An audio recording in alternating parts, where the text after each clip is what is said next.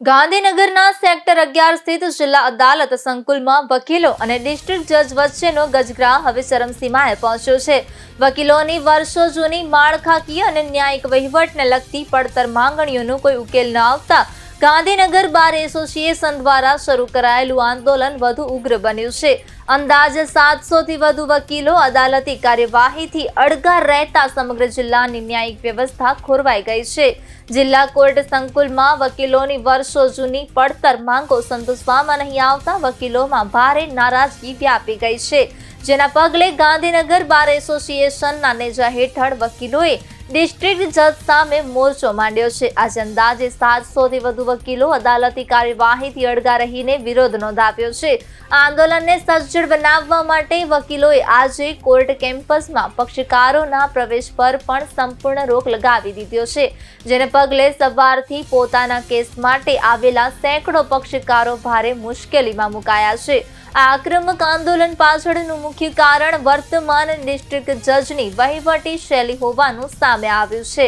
વકીલોનો આરોપ છે કે ડિસ્ટ્રિક્ટ જજ દ્વારા સ્થાનિક વકીલોને નાની બાબતોમાં બિનજરૂરી રીતે પરેશાન કરવામાં આવે છે। અદાલતી કાર્યવાહી દરમિયાન સામાન્ય ક્ષતિઓ પર પણ આકરા આર્થિક દંડ ફટકારવામાં આવે છે, જે વકીલોના સ્વમાન પર ત્રાપ સમાન છે। આંદોલન દરમિયાન કોર્ટમાં જવાના મુદ્દે પરસ્પર વિખવાદ થયો હતો, તેમજ કોર્ટમાં જઈ રહેલ એક વ્યક્તિ અને વિરોધ કરી રહેલા વકીલો વચ્ચે ભારે ઘર્ષણ અને બોલાચાલીની સ્થિતિ સર્જાઈ હતી।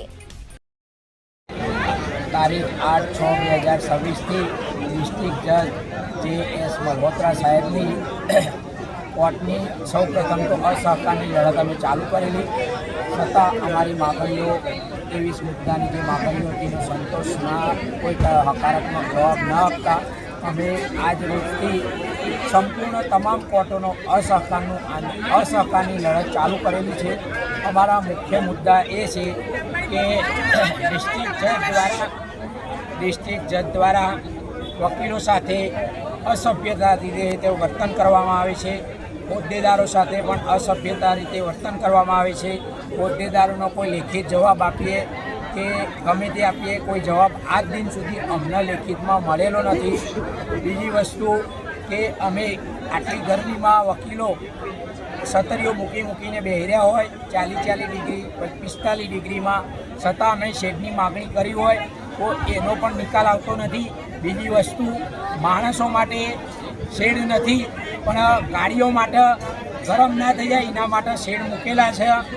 એટલે અમારી માગણી એ છે કે કામ ચલાવ બધાના ટેબલ ત્યાં મૂકવા દેવા જોઈએ। બીજી વસ્તુ, આ ડિસ્ટ્રિક્ટ જજ અમારે હવે અહીંયા જોઈએ જ નહીં, એકમાત્ર વિકલ્પ બદલી સિવાય કોઈ વિકલ્પ છે નહીં। બીજું,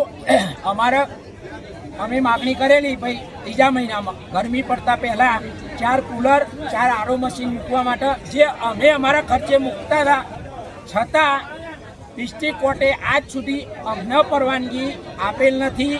બીજી વસ્તુ, અમારા કોર્ટમાં લગભગ 2000 વકીલો કામ કરતા હોય, બધાના ટેબલ તૂટી ગયા હોય, કોઈનો પાયો તૂટી ગયો હોય, કોઈની ખુરશી તૂટી ગઈ હોય, તો આજ દિન સુધી કોઈને પરવાનગી આપવામાં આવતી નથી કે પંચનામું કરવું પડશે, આ કરવું પડશે, તેમ એમ કરીને લોબી કાર્યવાહીઓ કરતા હોય, જેથી અમારે એમની જોડે કે અમારી સાથે બાર અને બેન્ચનો કોઈ સમન્વય રહ્યો નથી હવે। એટલે હવે વિકલ્પ એમનો છે એવો કે બદલી કરવી, તેમજ અમારા ડિસ્ટ્રિક્ટ જજ આશિષ જે મલ્હોત્રા સાહેબ આઉટ ઓફ સ્ટેટના હોય, ગુજરાતી બિલકુલ આવડતું નથી, એટલે ઇંગ્લિશમાં અને હિન્દીમાં જ વાતો કર્યા કરે છે। અમે કહીએ સાહેબ ગુજરાતીમાં બોલો તો કહે છે મને ગુજરાતી આવડતું નથી। તો આ ગુજરાતી આવડતું નથી તો એનું સર્ટિફિકેટ ક્યાંથી લાવ્યા અને સરકારી નોકરીમાં કેવી રીતે જોડાયા?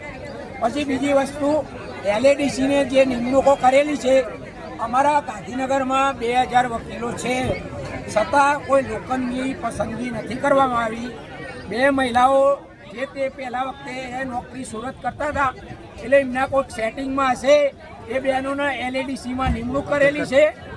તેમજ એક બેનના ક્યાં કામ કચ્છ બાજુથી લાવ્યા છીએ એમ કરીને એ બધાની ભ્રષ્ટાચાર કરી, સાથે સરકારી વકીલ પણ એમની સાથે ભળેલા હોય, એ બંને ભેગા થઈ અને આ બધો ભ્રષ્ટાચાર આચરે છે।